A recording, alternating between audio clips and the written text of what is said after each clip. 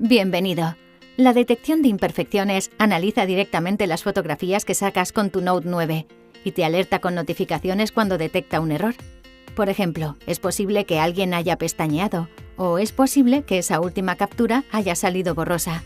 Hay 4 tipos de notificaciones.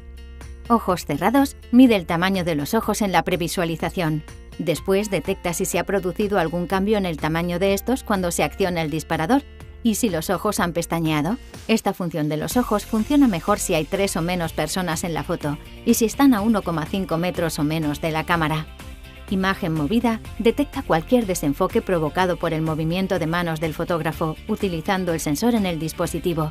También detecta el desenfoque de caras reconociendo el movimiento de la cara del sujeto. Lente sucia detecta la suciedad en la lente de la cámara. Avisa con una notificación una única vez durante los 10 primeros segundos tras abrir la aplicación de cámara. Imagen a contraluz detecta áreas saturadas en la imagen, por ejemplo si existe una luz brillante en el fondo. Dependiendo de la persona, el fondo y el ambiente, es posible que no seas notificado.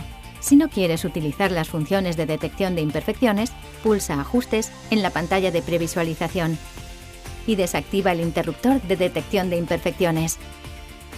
Esperamos que hayas disfrutado con este vídeo sobre el uso de tu Samsung Galaxy Note 9. Sigue descubriendo nuestros vídeos o visita la comunidad Samsung para aprender más acerca de todos tus productos Samsung.